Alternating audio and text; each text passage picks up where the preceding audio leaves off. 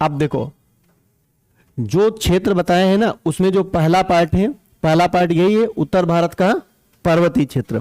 तो ये हेडिंग डाल लो, उत्तर भारत का पर्वतीय क्षेत्र। उत्तर भारत का पर्वतीय क्षेत्र पहला पॉइंट। अब बात ये करेंगे, उत्तर भारत के पर्वतीय क्षेत्र में क्या है? हिमालय। तो हिमालय कैसे बना? ठीक है ना, हिमालय बना कैसे, ठीक, उस पर काम करते हैं हम लोग। तो एक हेडिंग लिखो, हिमालय की उत्पत्ति। हिमालय की उत्पत्ति। हाँ, यह उत्तर भारत का पर्वतीय क्षेत्र में क्या है? हिमालय है ना। तो हिमालय बना कैसे, वो वाली बात, हिमालय की उत्पत्ति। देखो, पहले आप हिमालय से पहले ना दुनिया की उत्पत्ति समझो। ये मान लो इतना गोल ठीक नहीं है,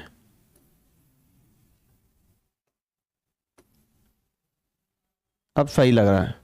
ये मान लो पृथ्वी है, ठीक। पृथ्वी में जो ये जमीनें ना, आज ये जो आप महाद्वीप कहते हो ना, 7 महाद्वीप, ये अलग अलग हैं। ये कभी क्या हुआ करते थे? एक हुआ करते थे, ठीक। हाँ, तो ये एक हुआ करते थे, सारे स्थल एक पास होते थे। ये सारे स्थल हैं, पूरा स्थल एक पास। और इस एक पास स्थल को क्या कहा जाता था?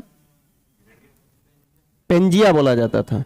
इसको बोला जाता था पेंजिया। पेंजिया। और ये जो इसका ये वाला क्या क्षेत्र था? सागर था। हाँ, ये जल वाला क्षेत्र था इसका। और इस जल वाले क्षेत्र को क्या कहा जाता था? पेंथालासा।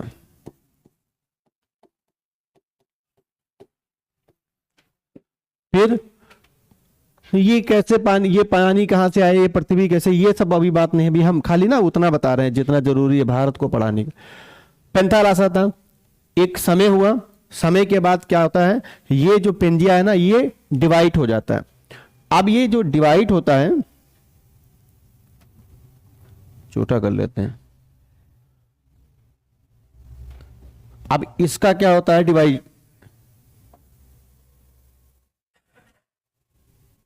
कौन सा कलर लिए थे? ये मान लेते हैं, ये है। अब फिर ये डिवाइड हो जाता है, ये 2 भागों में डिवाइड होता है। एक आप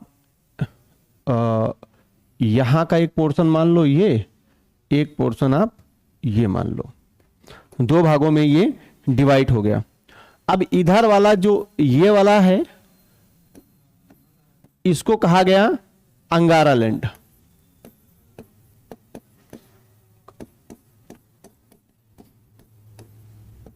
और जो ये वाला क्षेत्र था, ये, इसको कहा गया गोंडवाना लैंड।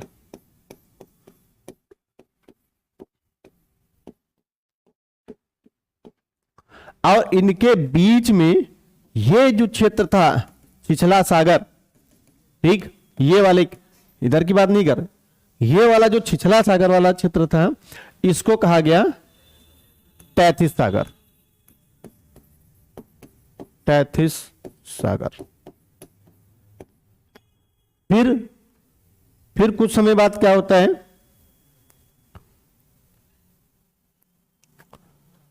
अब फिर हम लोग देखते हैं,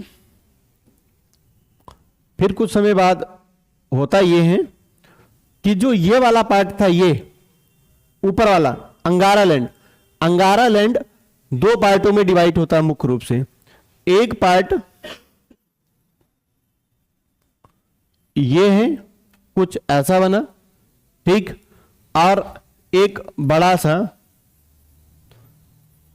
एक ये पार्ट बनता है। 2 पार्ट में डिवाइड होता है। इस वाले पार्ट को कहा गया नॉर्थ अमेरिका। नॉर्थ अमेरिका, ठीक। और इसको, इसी में एशिया है और इसी में क्या है, यूरोप है। एशिया यूरोप दोनों कॉन्टिनेंट जुड़े हुए हैं, ठीक। तो इसीलिए इसको संयुक्त रूप से यूरेशिया कहा गया। यूरेशिया।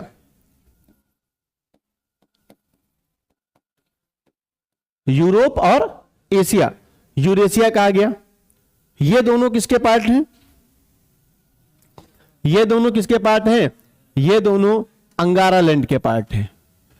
अब उसके बाद यहां क्या होता है, यहां ये वाला जो गोंडवाना लैंड था, एक तो यहां थोड़ा सा हल्का सा टच करता है ना पनामा वाला, ये हम बहुत ज्यादा उस पर काम नहीं अभी, ये ठीक। एक ये बना, इसको क्या कहा गया? South America. एक इसको अलग कलर से बना दें, थोड़ा सा समझ में आ जाएगा। एक ये बना और एक यहां एक ऐसे बन, एक ये बना, ठीक। और यहां के बाद एक यहां पर ऑस्ट्रेलिया बना, एक यहां पर अंटार्कटिका बना। तो ये हो गया कटिका बना, ठीक। ये क्या बना? अफ्रीका। और ये ऑस्ट्रेलिया, ऑस्ट्रेलिया। हाँ, इतने ही हैं। अब यहां जो ये वाली आपको पूंछ दिखाई पड़ रही है ना, ये वाली, ये नहीं थी, ये ऐसे था कुछ इस फॉर्मेट में। अब वो पूंछ वाला पार्ट था, वो यहां लगा हुआ था, ठीक। ये यहां लगा हुआ था, हाँ, मेडागास्कर कह लो उसको, ये यहां पर लगा हुआ था। फिर और ये थोड़ा सा हम, अब इतने पार्ट हो गए। अब इसको ऐसे बना लो थोड़ा सा, फिर हम इसको यहां तक पहुंचाएंगे और फिर समझाते हैं इसको। याद रखना, ये पीसीएस में पूछा गया है ना कि उत्तरी अमेरिका किस महाद्वीप का है, मतलब अंगारा लैंड का भाग है कि गोंडवाना लैंड का भाग है, ऐसे इनमें से किसी के बारे में पूछा जा सकता है। इसको थोड़ा सा ध्यान रखना। अरे चित्र ना बना पाओ तो नहीं चित्र बना पाओ, जिसको नहीं समझ में आ रहा, अच्छा हम बताते हैं, अभी भाषा में लिख लो। अब एक हेडिंग लिखो, हिमालय की उत्पत्ति।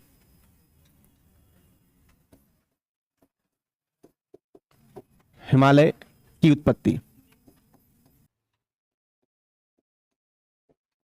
हिमालय की उत्पत्ति। हिमालय कैसा पर्वत है? वलित पर्वत है, फोल्डेड। वलित को अंग्रेजी में क्या बोलते हैं? फोल्डेड माउंटेन, ठीक। और ये नवीन वलित पर्वत है, ठीक। तो लिखो, हिमालय विश्व में सबसे नवीन वलित या फोल्डेड माउंटेन है। हिमालय विश्व में सबसे नवीन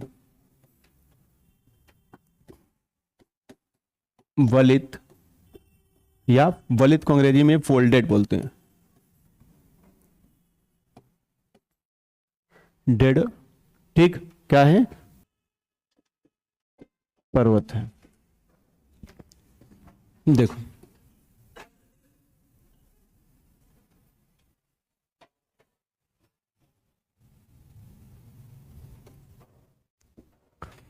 अब ये जो वलित या फोल्डेड पर्वत होते हैं, ये सबसे ऊंचे होते हैं, सबसे ऊंचे होते हैं,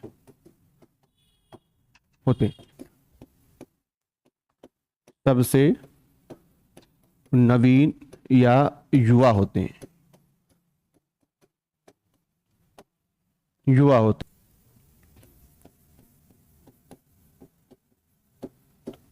महाद्वीप के किनारे होते हैं।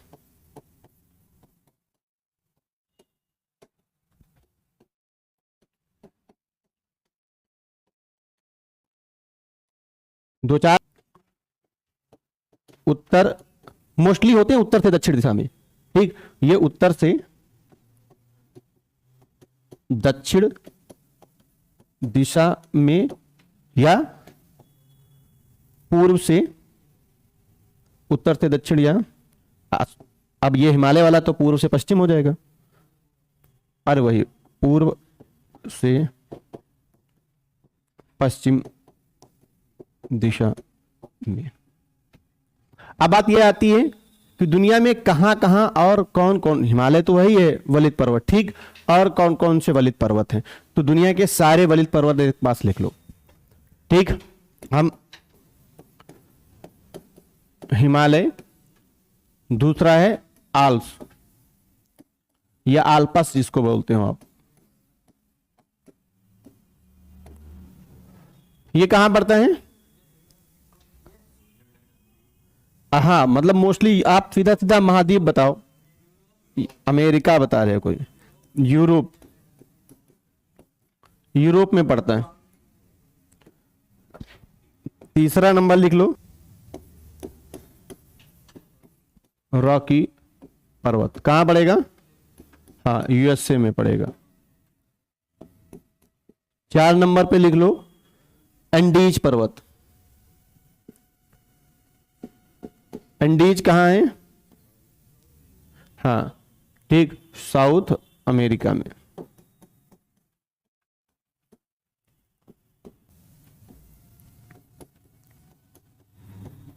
अपलेशियन कहां है? वही अमेरिका, यूएसए और कनाडा वाले में है ना। तो क्या लिख लें? नॉर्थ अमेरिका लिखे दे रहे हैं, नॉर्थ अमेरिका महाद्वीप में। अटला कहां पड़ता है? हाँ ठीक है, यूरोप में पड़ता है। हाँ, और 7-8 नंबर पे और भी है, कुल्लू इंसान वगैरह, ठीक। अभी बस जो इतना बहुत है, फिर लिखोगे कहां, बोर्ड भर गया, इतने लिख लो। तो इतने हो गए। अब हिमालय की उत्पत्ति से संबंधित बहुत सारे लोगों के बहुत सारे नियम हैं, ठीक। तो लिखो लिखो वलित पर्वतों की उत्पत्ति से संबंधित सिद्धांत, एक हेडिंग लिख लो, वलित पर्वतों की उत्पत्ति से संबंधित सिद्धांत,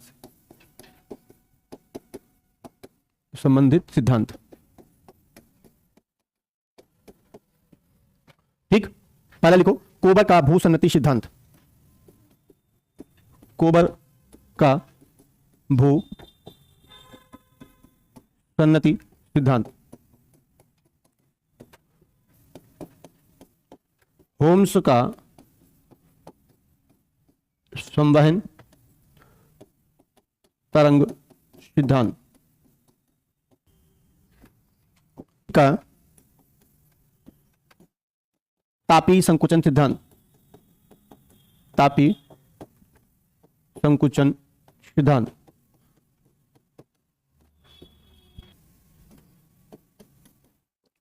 जोली का रेडियो एक्टिव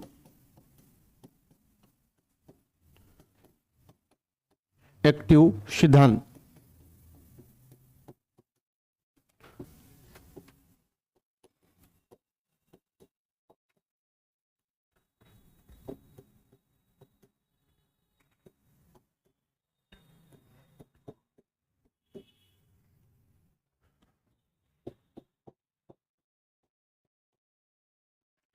आधुनिक प्लेट टेक्टोनिक सिद्धांत, ठीक। इतने हैं। इन सारे लोगों ने यह बताया है कि वलित पर्वत कैसे बनता है। शुरुआत किसने की थी? कोबर ने। और जो अच्छी व्याख्या कर पाया, जो पूर्ण रूप से लोगों को संतुष्ट कर पाया, वो प्लेट टेक्टोनिक। देखो कोई भी धर्म हो, जैसे जैन धर्म थे, जैन धर्म में कितने तीर्थंकर हैं? होता क्या है ना, 24 एक एक करके अपने अपने विचार देते चले गए। जो अंतिम आदमी होता है ना, उन सब विचारों को पढ़ता है, कहता बस इसमें लास्ट इतनी कमी रह गई। अंत वाला यही है ना, खाली कमी पर काम करता है, जो लोग नहीं संतुष्ट कर पाते हैं, बस वही। अब फिर उसके बाद जरूरतें नहीं पड़ती है। लास्ट तीर्थंकर के बाद जरूरत पड़ी। ऐसे ही पैगंबर, कितने पैगंबर थे? 1,24,000। मोहम्मद साहब उन सारे पैगंबरों की खूबियों को ध्यान में रखते हुए वो भी चीज उसमें ऐड कर ले गए जो वो लोग नहीं दे पाए, खत्म। उसके बाद पैगंबर की जरूरत नहीं। वैसे ही आधुनिक प्लेट टेक्टोनिक सिद्धांत है, इसके बाद फिर जरूरतें नहीं पड़ी। इसने समझा दिया, लगभग समझा दिया, पूर्ण रूप से नहीं समझा दिया, अभी भी बहुत सारे उलझने हैं, लेकिन वो लगभग समझा ले गया। तो सबसे पहले जो हम लोग हेडिंग डालेंगे वो कोबर का भूसन्नति सिद्धांत। एक बात तुमको बता दें, ये वाला, ये मिलान करने को आता है, मैचिंग करने को। लिखेगा कोबर, कोबर लिखेगा, इधर लिखेगा भूसन्नति सिद्धांत। होम्स लिखेगा संवहन तरंग सिद्धांत। ठीक, रेफ हमको ये याद रखता है, जे फ्रीज, फ्रीज है तो ताप का रहेगा। ठीक, आगे जोली, ठीक, रेडियो एक्टिव। और इसको तो मिलाने के बस यही 4 मैच करने को आते हैं, इधर उधर करके लिख देता नहीं वो एरो वाले, इस बात को ध्यान रखना। और इसमें से सबसे ज्यादा महत्वपूर्ण है तो ये है, और बस इन्हीं पर 2 पर काम किया जाता है। ये खाली बस मिलान करने के लिए लिखे हैं।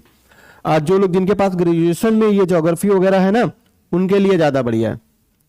वो चाहेगा वो लोग, तुम लोग ये भी पढ़ लेना, होम्स, जेफरी, जोली, ये सब पूछे जाते हैं तुम्हारे में। होम्स बहुत बार पूछा गया है, क्योंकि होम्स ने इनमें कुछ संशोधन किया। कोबर का भूसन्नति सिद्धांत, कोबर का भूसन्नति सिद्धांत, भूसन्नति सिद्धांत। हम पहले बताए इस क्लास को थोड़ा सा ना, अभी हम, अब देखो, पहली बात तो यह है कि कोबर कहां के रहने वाले थे। कोबर जर्मनी के वैज्ञानिक थे। ठीक, तो लिख लो, कोबर जर्मनी के वैज्ञानिक थे, वैज्ञानिक थे।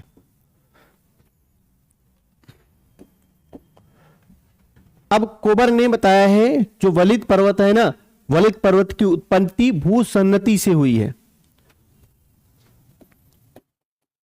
कोबर ने वलित पर्वतों की उत्पत्ति, हिंदी हिंदी देख लेना यार, उत्पत्ति भूसन्नति से मानी है, भूसन्नति से मानी है। एक बात और आती है कि जो भूसन्नति शब्द है,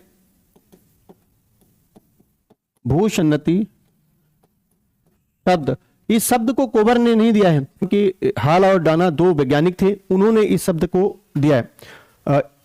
भूसन्नति शब्द को एक वैज्ञानिक है हाल एवं डाना ने दिया है। एक्चुअल में एक परीक्षा थी, उसमें पूछा गया था क्वेश्चन ना, भूसन्नति हाल और डाना लिखा हुआ था। ये बीए की परीक्षा की बात कर रहे हैं। ठीक, और उसमें यह भी लिखा हुआ था कि कोबर, आप जैसे देखोगे भूसन्नति क्या जानोगे आप, कोबर, तो धोखा हो सकता है, इतना लिख लो। देखो, कोबर ने यह बताया कि जो वलित पर्वत है ना, उनकी उत्पत्ति कहां से हो रही है, भूसन्नति से। तो ये भूसन्नति क्या है, इस पर काम करते हैं। अब एक हेडिंग लिखो, भूसन्नति।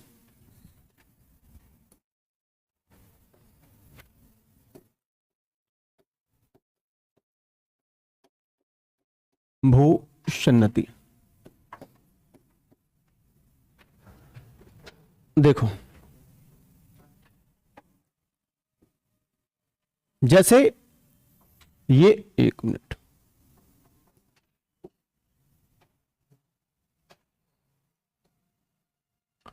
जैसे ये कोई एक भूभाग है, जमीन का टुकड़ा है, भूखंड है। और एक इधर भी, ये भी कोई भूखंड है। ये हम अपनी भाषा में बता रहे हैं। कोबर भूखंड को भूखंड नहीं कह रहा हो, जर्मनी का आदमी है, वो कुछ और नाम दिया होगा। ये कोई भूखंड है और इसके बीच में कोई छिछला पानी वाला क्षेत्र है।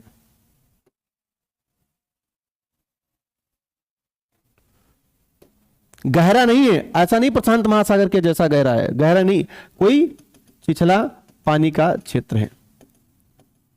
ठीक, और यही छिछला पानी का क्षेत्र क्या कहलाता है? अब देखो क्या होता है,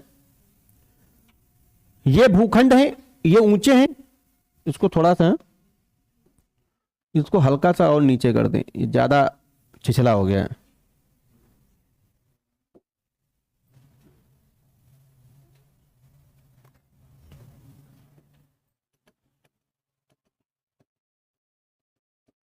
अब क्या होगा, ये भूखंड है, बारिश होगी जब भूखंड पर इधर उधर, तो भूखंड क्या करेगा, भूखंड से नदियां बहेंगी ऐसे, अब नदियां ऐसे बह के कहां गिरेंगी, इसमें गिरेंगी। अब नदी यहां से बह रही है, कौन सी नदी बना दे, ये मान लो नदी यहां से बही, यहां आई, तो ये अपने साथ क्या करेगी, अवसाद लाएगी। तो यहां से, और वही बात इधर से भी होगी, ये इधर गिरेंगी इसमें। ठीक, ये सब क्या करेंगी, अवसाद लेके आएंगी। ठीक, यहां अवसाद जमा करेंगी। ठीक, अगले में उन्होंने क्या बताया,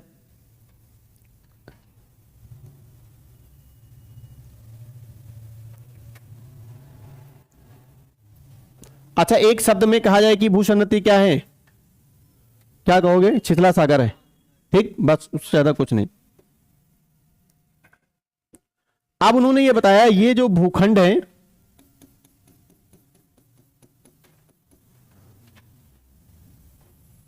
इधर वाला भूखंड, अब अवसाद जब इसमें ज्यादा जमा होंगे, ठीक, तो ये जो इसकी ये क्या बोले इसको, भूसन्नति है, ये नीचे अवतलित हो जाएगी। मतलब ये है कि जब कम अवसाद थे तो ऐसी थी, जब और उसमें अवसाद भरे तो ये कुछ ऐसी हुई, और अवसाद भरे तो कुछ ऐसी हुई, और अवसाद भरे तो कुछ ऐसी होती चली गई। अच्छा, जब ये नीचे की तरफ जा रही है ऐसे, अब ये जा क्यों रही है, क्योंकि नदियों की वजह से अवसाद आ रहे हैं। ठीक, इधर से भी नदियों की तरफ से क्या आ रहे हैं, अवसाद आ रहे हैं। तो जाहिर सी बात है, अच्छा यहां वाले जो क्षेत्र होते हैं ना, यहां उनकी भाषा में ना, उनकी भाषा जो यहां वाले क्षेत्रों को अग्रदेश कहा जाता था, अग्रदेश। इधर भी जो यहां के ये वाले क्षेत्र कार्नर वाले होते हैं ना, इनको भी अग्रदेश बोला गया। तो कोबर ने बताया, जब ये बहुत ज्यादा इसमें मलबा होगा तो ये क्या होगी, अवतलित होगी, ये अवतलित होगी, तो जो ये अग्रदेश है ना, ये इधर की तरफ बढ़ेंगे, ये इधर की तरफ बढ़ेंगे। ठीक, उनके दोनों की नदियां का पानी उसमें गिरता रहा तैथिस सागर में, तैथिस सागर धीरे धीरे अवतलित होने लगा। अब ये नीचे आना शुरू हुआ, अब नीचे आता चला गया, नीचे आता चला गया। फिर अगले स्टेप में क्या आता है, उन्होंने ये बताया कि ये जो भूखंड है, अब ये वाले भूखंड क्या हो रहे हैं, पास में आ गए।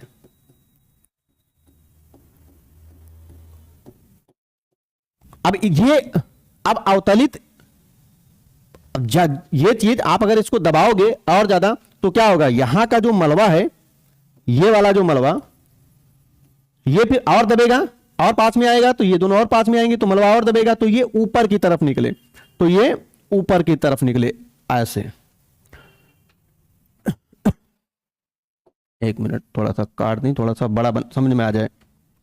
ये फिर क्या हुए, ऐसे ऐसे ऊपर की तरफ निकले, ऐसे इधर से भी और इधर से, और ये तो आपका कुछ ऐसा बन गया, ये मलबा है, ये सभी, ये भी, ये मलबा क्या होता है, ऊपर की तरफ आ जाता है।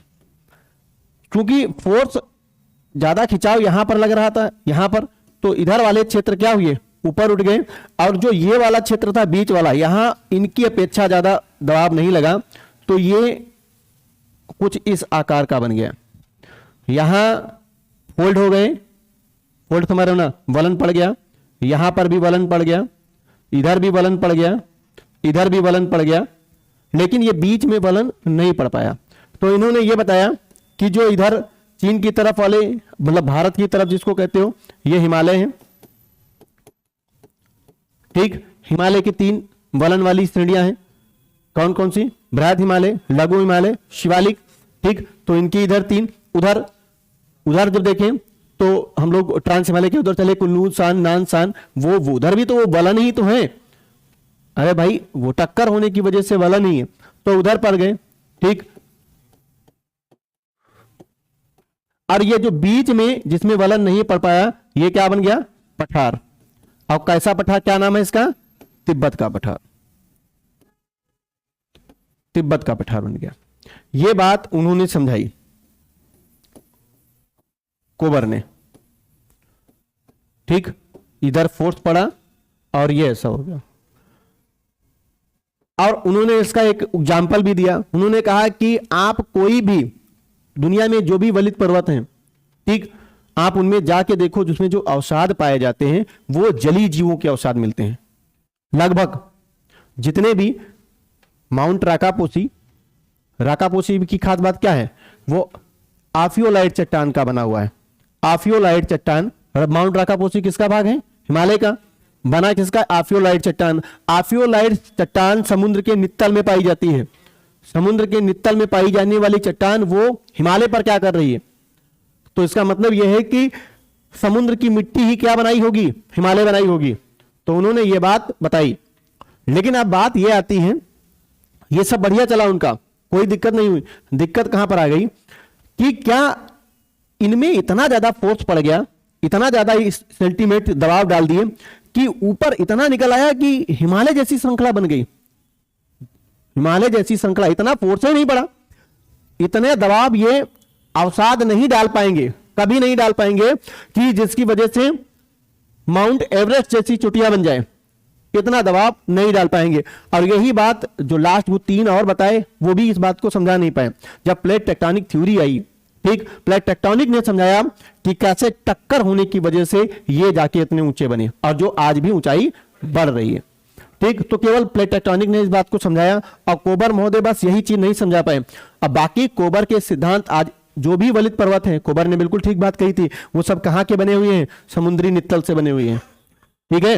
वो बने सब इसी प्रारूप पर हैं। जितने भी, कोई भी ऐसा वलित पर्वत नहीं है जो भूसन्नति पर नहीं बना हो। जो भी वलित पर्वत है वो भूसन्नति के सिद्धांत से ही बने हुए हैं। आप एक बात बताओ, प्लेट टेक्टोनिक क्या सिखाती है? प्लेटों की टक्कर। ये टक्कर है, ये एक प्लेट है। ये ऐसा तो है नहीं कि 10,000 किलोमीटर की स्पीड से जा रही है, ये 10,000 किलोमीटर की स्पीड से गई और टक्कर हो गई। ये धीरे धीरे टूटी और धीरे धीरे पास आ रही है ना। जैसे अफ्रीका का जो पार्ट वो कट रहा है, वो धीरे धीरे कट रहा है। ऐसा तो है नहीं कि कल अफ्रीका वाले इधर भारत में आके जुड़ जाए, आके ऐसा नहीं होगा ना। तो धीरे धीरे अफ्रीका का भाग टूटेगा तो जाएगा कहां? भारत में आएगा। और तमिलनाडु का जो जलवायु है वो सब बदल जाएगी। भारत में जो जलवायु है भारत की, वो बदल चुकी होगी। यहां जुड़ेगा आके, यहां जुड़ेगा। अब समझो यहां पर क्या है? पश्चिमी घाट। पश्चिमी घाट में होती थी वर्षा, तो यहां बढ़िया बरसात हो जाती थी। अब ये यहां आ गया मामला। अब देखते हैं कि टक्कर होने के बाद ये और ऊपर उठेगा। अगर ज्यादा ऊपर उठ गया, टक्कर होगा कि नहीं, तो एक हिमालय और बनेगा। अब तो सारा पानी इधर रुक जाएगा, ये क्रॉस ही नहीं करेगा उधर, जो ऐसे घूम के इधर जाए। यहां सूखा पड़ जाएगा। यहां मतलब समझ रहे ना, जो तुमको दक्षिण पश्चिम मानसून होने की वजह से ये भारत में जो वर्षा होती है वो खत्म हो चुकी होगी। वहां वर्षा कुछ नहीं। अरे भाई, अगर हिमालय जैसी श्रृंखला बनती है तो अगर थोड़ी सी बिल्कुल लड़ेगा, ऊंचाई भी बढ़ेगी, वो सब होगा, ठीक। लेकिन जब होगा तब देखा जाएगा।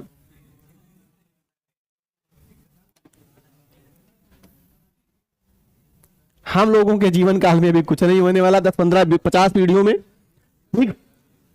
हाँ, तो कुल मिला के प्लेट टेक्टोनिक। अब देखो, अब 2 प्लेटें जैसे टूटी, अब सुनो, अब ये प्लेट और आगे बढ़ी, यहां तक आ गई, ये भी प्लेट थोड़ा सा आगे बढ़ी, तो इनकी नदियों के द्वारा अवसाद तो लाया जाएगा यहां। अब जब टक्कर होगी वो बात अलग है कि नीचे कुछ अवसाद जाएगा, जब टक्कर होगी तो यही तो सबसे पहले जो यहां पर अवसाद बना हुआ है यही तो ऊपर आएगा। आएगा क्या? अवसाद ही तो आएगा, पहले पहले अवसाद आएगा, वो नीचे अलग बात है। नीचे चट्टान जो है तुम्हारी अलग अलग तरीके की होंगी, लेकिन ऊपर की चट्टान वो आर्फियोलाइट चट्टान ही होगी, समुद्र के नितल में पाई जाने वाली ही चट्टान होगी। तो बाकी चीजें इनकी ठीक है, बस सही क्या नहीं हो पाया, कोबर ने यही बात नहीं समझा पाई कि क्या इतना फोर्स यहां पर पड़ रहा है कि इतने ऊंचे पर्वत बन जाएंगे, ऐसा नहीं था। ठीक, अब फिर जानते हो एक बड़ी वजह यह भी है इसलिए, और ये नीचे नहीं मतलब ज्यादा फोर्स कर सकते हैं, नीचे नहीं जा सकते, क्योंकि नीचे भी तो पृथ्वी के मैग्मा है कि नहीं है भाई, मैग्मा भी तो अपना फोर्स मारेगा कि नहीं, तब इतना नीचे जा ही नहीं पाएगा वो, हाँ? नहीं दबेगा। ये कैसे कह दिए यार? तुमको लगता है कि नहीं जमीन भूसन्नति नहीं हो, अवतलित नहीं होगी जमीन, अवतलित होगी, इतनी ज्यादा नहीं होगी, हाँ अवतलित जरूर होगी। सबसे सम्मान के साथ कोबर का नाम लिया जाता है, इस आदमी ने इतनी गहरी जानकारी दी। अब देखो इसको लिखना होगा जब कभी मेंस में, तो कैसे लिखोगे? अब बस तुमको ये चित्र याद रखने, ये तीनों स्टेप देखो।